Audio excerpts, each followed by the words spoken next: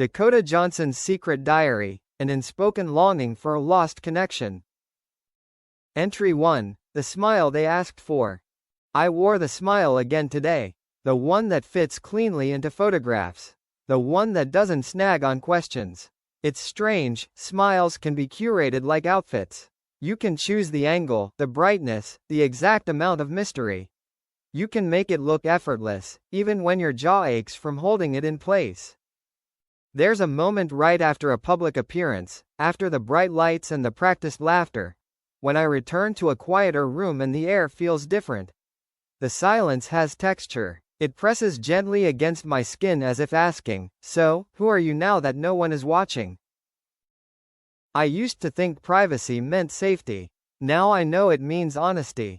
In public, I am a version of myself shaped by other people's expectations. In private, I am more complicated. In private, I still carry things I never learned how to set down.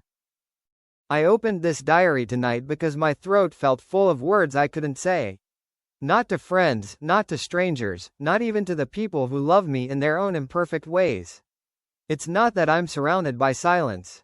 I'm surrounded by sound, messages, invitations, interviews, everyone wanting a piece of my attention. But there's a different kind of loneliness. The loneliness of having one specific person you still want to tell everything to, even after you've promised yourself you're done wanting. That's the ache. Not a dramatic heartbreak, not a cinematic tragedy. A quiet, persistent longing, like a song you hear from a distance and can't stop humming, even when you don't remember when you first learned it. Tonight I caught myself imagining a message I'll never send. Do you ever think of me when you're half asleep? It's a childish question. It makes me feel exposed, even written down. But the question exists, and if it exists, it means part of me is still standing in the doorway of the past, waiting for someone who isn't coming. I keep telling myself I've moved on. I keep proving it with schedules, with work, with new conversations. But my heart, my stubborn heart, still resonates with an old frequency. It doesn't speak loudly. It doesn't beg. It just remembers. Entry 2, The Museum of Small Things. I walked through a store today and saw a candle that smelled like cedar and oranges. It stopped me in my tracks the way an unexpected name can stop you. It was so ordinary, a candle, wax and scent and a label promising calm. And yet it pulled a memory out of me like a thread. You once said the smell of cedar felt like being forgiven. You didn't explain why, you didn't have to. I remember the way you said it, half joking, half serious, like you were afraid that if you spoke too sincerely, the world would punish you for it. I wanted to buy the candle. I didn't. It felt like admitting something I'm not ready to admit, as if owning the scent would make the longing more real. But I carried the memory with me anyway. That's how it happens now. My days are filled with small museums of things that remind me of you. A street corner, a song in the grocery store, the particular way light hits a kitchen window at late afternoon, turning everything gold and tender. People talk about moving on as if it's a destination, as if you arrive and unpack and never think about the old place again. They don't tell you that sometimes the past keeps a spare key. It lets itself in when you're not looking. It doesn't break anything. It just sits quietly in the corner, waiting to be noticed. I've started noticing that my longing isn't always sharp. Sometimes it's gentle, like a hand on the back of my neck. Sometimes it feels almost sweet, like nostalgia without pain. That scares me more than sadness. Sadness feels like it will end. Sweetness feels like it might stay forever. I wish I could explain to someone that missing you doesn't mean I want to go back. It means I once belonged to a version of myself that existed only with you. That version of me was softer, braver in strange ways, less afraid of being seen. And now, even though I've grown, even though I've changed, I still sometimes want that old safety. Not the safety of certainty, the safety of being understood without translation. I don't know if you ever understood that you did that for me. How your presence made my emotions feel less embarrassing. How you looked at my messy, unedited feelings and didn't ask me to tidy them up. That might be what I miss most. Not you as a person, exactly. But you as a place. Entry 3, a conversation that didn't happen. Tonight at dinner, someone asked me about love. Not directly, of course. People rarely ask directly. They circle around it with humor and guesses and carefully phrased curiosity. Are you happy? They asked, meaning, are you alone? Are you with someone? Are you okay? I gave the answer I always give. I said something light, something deflecting, something that could be quoted without sounding tragic. But on the way home, I imagined what I would have said if I could speak without consequences. I would have said, I am fine, and also I am haunted by a connection that didn't get to finish its sentence. That's what it feels like. Like you and I were a sentence interrupted mid-thought. Like the world moved on to the next paragraph while my heart still rereads the unfinished line. The weird part is that I don't even know what the ending would have been. I don't know if we would have lasted. I don't know if we were too similar, too different, too fragile, too stubborn. I don't know if love would have survived our lives. But not knowing isn't the same as not caring. Sometimes I want to call you just to hear the familiar cadence of your voice. Not because I expect anything. Just because the sound would remind me that you're real and not just a story my mind keeps polishing. There's a particular kind of pain in realizing you can miss someone without having any right to them. You can ache for a person who no longer belongs to your life. You can carry their imprint like a watermark, visible only when the light hits you a certain way. I wonder if you ever think of me the way I think of you. Not constantly, not obsessively, but suddenly, like a wave that rises without warning. I wonder if you've learned how to keep living without flinching at reminders. I wonder if you've become someone who can hear our old songs without the slow collapse of breath in your chest. I want to be that person. I'm not. Not yet. Entry 4, the quiet ache. There's a myth that longing is dramatic. That it makes you cry into pillows, stare at your phone, make reckless decisions. Sometimes it does, but most of the time, longing is quieter than that. Longing is a pause before you answer someone's question. Longing is the way your fingers hover over a contact you promised yourself you would never touch again. Longing is a sudden heaviness in your chest when you see something you would have shared. Today I laughed at something genuinely funny, and for a split second my mind turned toward you, automatic, instinctual, thinking, you'd love this. Then the thought hit the wall of reality and fell silent. That's the ache, the reflex of connection without the connection itself. It's like my heart still lives in the old habit of you. I've tried to rationalize it. I've tried to talk myself out of it with facts. Time has passed, life has changed, people grow apart, endings are natural. I've tried to tell myself that missing you is just a leftover chemical reaction, the brain replaying comfort.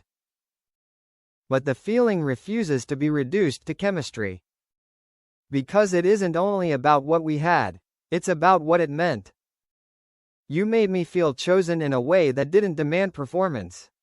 You saw through the curated version of me and loved what you found.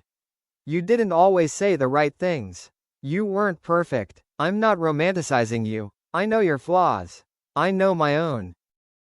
But in the middle of all the noise, you were one person who didn't ask me to be a symbol. You asked me to be human. I didn't realize how rare that was until it was gone.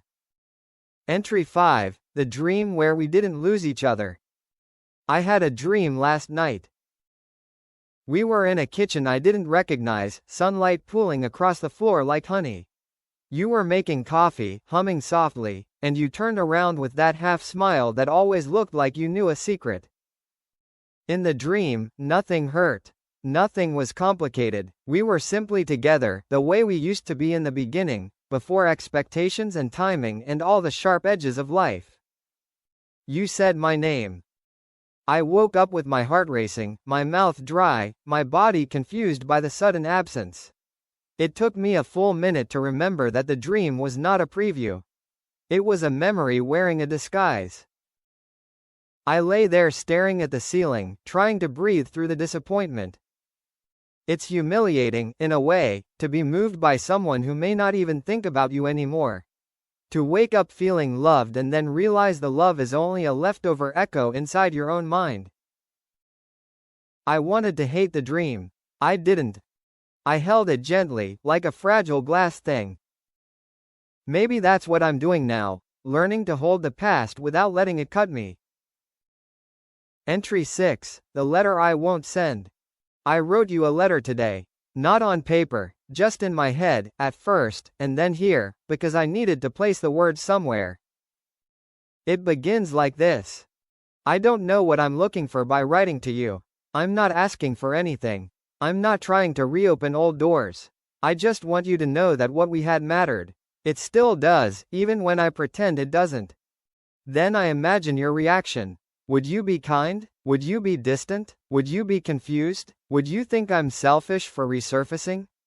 So I keep writing the letter and folding it into a smaller and smaller shape until it can fit inside silence. Here is what I wish I could say without fear. I miss the way you held space for my contradictions. I miss the way your attention made me feel like the world was less loud. I miss how I could be messy around you, unfiltered, imperfect, and you didn't recoil. I miss the simplest things. The way you asked, tell me the truth, as if the truth was something sacred. The way you noticed my moods before I named them. The way you listened with your whole body. I miss being known like that. And then I would add, because honesty deserves completion. I also know that love isn't enough when life is moving too fast. I know that two people can be sincere and still fail. I know that timing is a cruel god. I know that we were not immune to the pressure of everything around us. So maybe it's better that I don't send a letter. Maybe the truest act of love now is letting you live without my longing reaching into your life like a hand through water. But even as I write that, I feel the ache again, the ache of someone who is trying to be noble while still wanting. Entry 7, the echoes. I watched an old film today, one I used to love. I remembered watching it with you on a rainy day, the two of us wrapped in blankets, sharing popcorn, laughing at the same moments. Back then, I assumed we'd have 1,000 rainy days. I assumed we were building something that would outlast weather. Now the film feels like a room I can still enter, but only alone. What's strange is how memory works. It doesn't always bring pain. Sometimes it brings warmth first, and then pain arrives afterward, like a shadow. I'm learning that longing is not only absence. It is also presence, the presence of what once was, lingering in the shape of you inside me. People say time heals. I think time does something else. It makes the wound less loud. It teaches you how to live around it. It turns the sharp edges into something you can touch without bleeding. But it doesn't erase. And maybe it shouldn't. Maybe loving someone leaves marks for a reason. Maybe those marks are proof that we were capable of something profound. Maybe the longing is not a punishment but a reminder. I have loved deeply. I can love deeply again. I want to believe that. Entry 8, a chance encounter that wasn't you. I thought I saw you today. It wasn't you, just someone with a similar walk, similar posture, a coat the same color you used to wear. For a moment, my breath caught in my throat. My body responded before my mind could correct it. That's the part that feels unfair. How quickly my heart still leaps toward you, as if it hasn't learned the lesson. I stood still on the sidewalk, watching the stranger disappear into the crowd. I felt foolish and tender all at once. Then I realized something else. I didn't want the stranger to be you. Not really. The idea of actually seeing you, face to face, filled me with a different kind of fear. Because if I saw you and you looked happy, I would be relieved and also devastated. If you saw me and looked indifferent, I would be shattered. If you looked like you missed me too, I don't even know what that would do to me. Longing is safe when it stays inside your imagination. Reality is unpredictable. Reality has consequences. So maybe it's better that it wasn't you. Maybe I'm not ready. Entry 9, the truth about curated smiles. I understand now why people curate, why they polish, why they present a simplified version of themselves to the world. It's not always vanity, sometimes it's survival. The world thinks it wants honesty, but it only wants the kind of honesty it can digest quickly. It wants confessions that fit into neat narratives. It wants heartbreak with a lesson attached. It wants closure. But life rarely gives closure. Life gives continuation. I can be smiling in a photograph and still be carrying an ache. I can be laughing at a dinner table and still be remembering you in the quiet spaces between words. Both can be true. I used to think this made me dishonest. Now I think it makes me human. I also think it means I'm stronger than I give myself credit for. Because I am living, I am working, I am building new days. And still, I am carrying something that doesn't disappear. That's not weakness. That's capacity. Entry 10, the day I almost reached out. Tonight I nearly texted you. It wasn't a grand reason. No dramatic event. Just a moment of loneliness that slipped through the cracks of my busy day. I was sitting on my bed with wet hair and an empty room, and suddenly the distance felt unbearable. I picked up my phone. I typed your name. My fingers hovered over the message field. I didn't know what to say. Hi, felt ridiculous. I miss you, felt selfish. I hope you're well, felt like a lie, because what I meant was, I hope you're well, and I hope you still carry me somewhere inside you. I put the phone down. Then I cried, not because I wanted to but because my body needed the release. Afterward, I felt calmer, like I had chosen myself in some small way. Like I had resisted the impulse to pull you back into a story we already ended. That is what healing looks like, I think. Not forgetting, not denying. Just choosing not to reopen the wound for the comfort of familiarity. Entry 11, what I would tell my younger self. If I could talk to the version of me who was still with you, the one who believed love would solve everything, I would tell her this. Love is real, but it is not magic. It is not armor. It does not protect you from timing, from fear, from the ways people grow in different directions. I would tell her not to measure the value of the relationship by its ending. Something can be meaningful even if it doesn't last forever.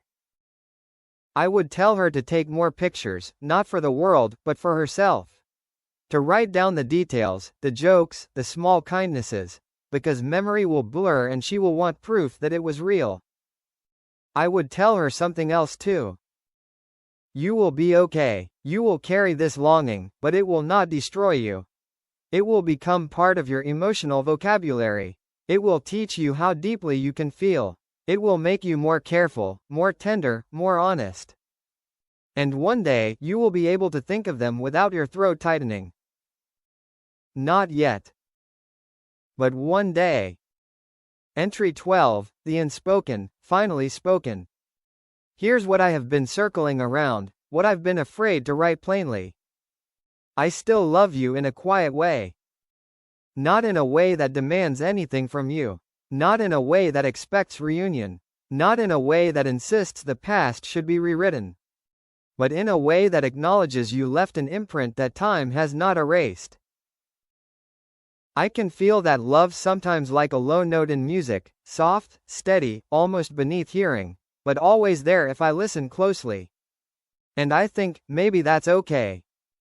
Maybe love doesn't have to end just because a relationship ends. Maybe affection can evolve into something less possessive, something more like gratitude. Maybe longing is the heart's way of honoring what mattered. I don't know if you still remember me with softness.